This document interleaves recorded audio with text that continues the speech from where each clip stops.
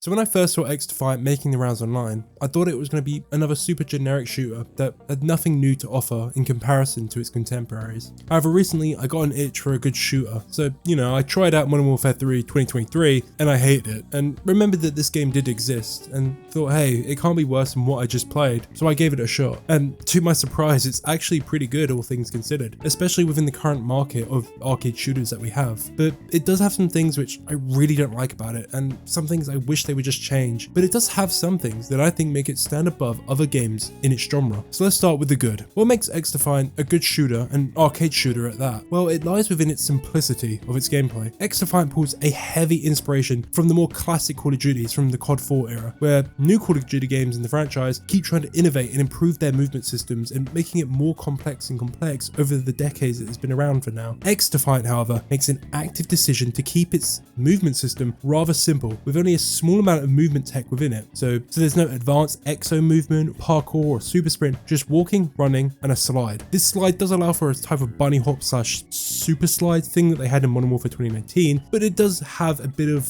expertise to it, which is nice to have, but it is not mandatory to be able to use. This makes this movement system very similar to things like Black Ops 2 and Call of Duty Ghosts, heavily emphasizing just the actual running around, not being able to use more advanced movement techs like you do in new Call of Duties, almost crippling just average players. So for me, this is a massive positive of the game in general, as it makes it a much more approachable game for anyone to play. But you might be asking, why is this a good thing? Well, you just have to look at the current state of the modern Call of Duty games, with how fast and I believe too important mastering the said movement is in them games to actually be able to play at a decent level and actually compete with other players. Having a simple system makes shooting take the center stage of a shooter game. So that makes it, to me, a much better shooter and, more importantly, less annoying to play. So what about shooting of said guns? The guns all feel pretty good. Snipers feel heavy and powerful, and rifles and SMGs feel tight, fast and deadly. Almost all weapons in XDEFIANT all feel great to actually use and play with, all except two classes of weapons. The first being the pistols. Pistols in almost all recent shooters have been seriously terrible. They have suffered and mostly been borderline useless in most games, and XDEFIANT kind of follows suit with this setup. The Des Eagle, which to me should be a one-tapper at close range, feels a bit clunky and difficult to use, and it's just weaker and just takes too long to kill anything with it, so it doesn't feel like a good thing to actually switch to. When you're sniping, this becomes very apparent, as in older Call of Duty games, you would very quickly switch to secondaries if you needed them. However, in this game, you're kind of just encouraged to just stay with your primary and not switch out, because they are just so weak when people get too close. And also the snipers are just that good. To be honest, I just miss when you could just run around with a pistol in Call of Duty games and old arcade shooters, as it was so fun to actually use just a pistol because they were so nimble and versatile. So a buff to these weapons would be nice. And the shotguns fucking suck actual dick. I love shotguns in all games. They are some of the most fun guns for me to use, and yes, I understand that people hate them, but they are useless in this game. I get it that no one likes to be one shot by a pump action shotgun, but that's the whole point. If it's a pump action, it's basically a bolt action rifle. It needs to be able to have that consistent kill with a one bullet. Having a 2-round pump action shotgun doesn't make it good. I'm just going to stick with a sniper rifle because that does what a shotgun does better in close range. Shotguns should, and I mean should, dominate in close range, and they should not be used as snipers, but games seem to can't balance this very well. We either get guns that are way too strong with shotguns that can cross map, or shotguns that are just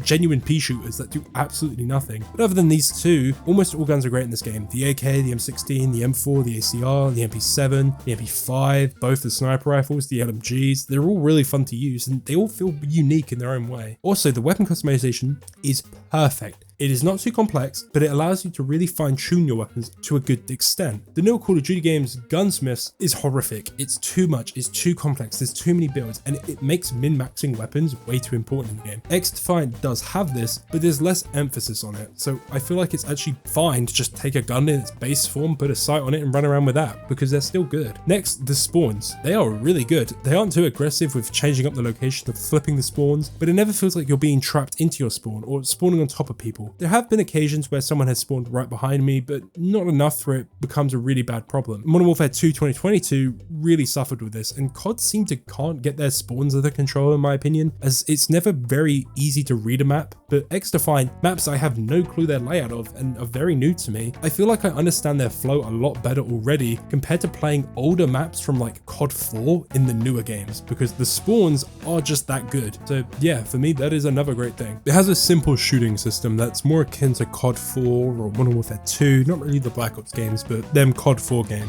or the Modern Warfare series mainly, the old ones, not the fucking new ones. And it makes it really approachable. It's simple shooting, you know, simple, not too many tacticals and grenades and all that. It makes the game really simple and very focused on gunplay, which is actually a highlight because we don't see a game that has a big emphasis on gunplay now. It's normally with like movement, heroes, and all that shit mixed in, which is fun. You have nice simple gunplay and then you have a focus on it, which allows you to really get into the nitty gritty and really learn how to use your weapons the best ways. Also, skill-based matchmaking makes this game feel really good, as it never feels like you're constantly having to like sweat it out, as you can kind of just chill and play it a bit. I understand that skill-based matchmaking is a very divisive topic, but I think not having skill-based matchmaking is better for more casual pick up and play, as if you play the game and you're really good at it and then come back to it months later, this skill-based matchmaking will fuck you. But this game, it won't have that, as it doesn't have skill-based matchmaking.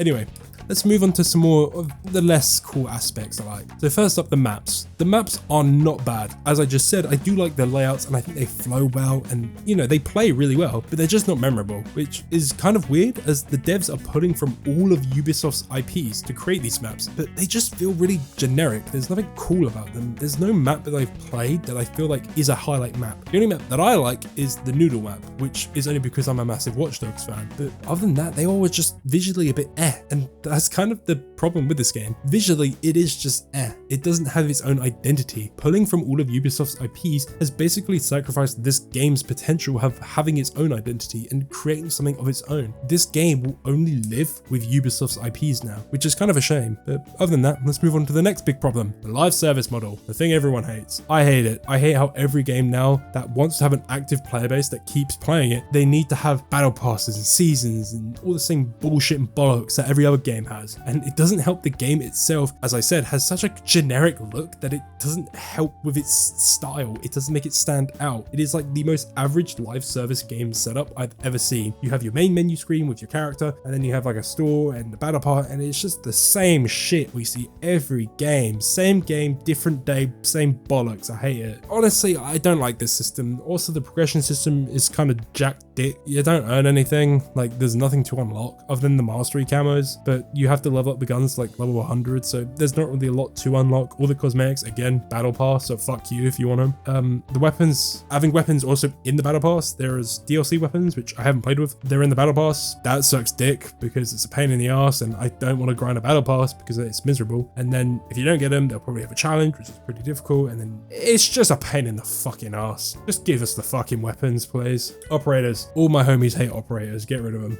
I don't like operators. I never have and I never will. The abilities themselves, they're okay. Some of them are way too strong in my opinion. The intel suit is fucking broken. The fire guy is just a panic button. He's kind of like the gravity spikes from Black Ops 3. And some of the other ones are just fucking worthless. But then you also have ultimates, which are really strong, but you don't get them enough to really change up the game enough. Like, they're not like Overwatch ultimates, which can completely change the game's momentum. You know, you get your ultimate in this game, you get like 3 kills and that's it. Like, nothing changes. I get it that they want this game to have more of a team building hero shooter sort of setup to it, but it doesn't really work with arcade shooter flow. Arcade shooters need to be fast and snappy. They can't be like fucking about in like the spawns with your team. And people, I've noticed, people I've been playing with do play it like a fucking hero shooter, which is really weird. So yeah, this is not a good thing. If you want my opinion, I think the abilities are fine. Just make it a creator class system. I think it would work better, honestly. But I get it, cosmetics are fun to sell, but just let's just buy cool cosmetics and that'll be it. Also, the different classes, like you have the different factions, they all have different passives. So you have one faction that just has more health. You have one that is basically has the perk Ghost, which, okay, so you have one class that has Juggernaut, that's zombies. Juggernaut. Then you have another one that has Ghost. And then I think another one has like incendiary rounds. Yeah, it does. One has incendiary. Like, they all have different ones. It's a cool idea, but the problem is, again, Ghost is just like the best one, so why would you not go with that? So it just kind of is pointless.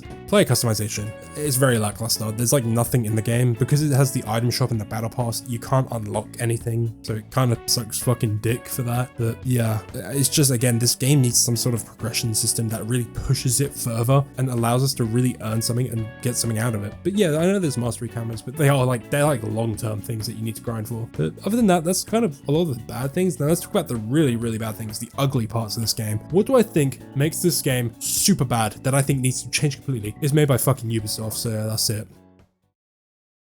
Hey, thanks for watching. If you liked the video, leave a like.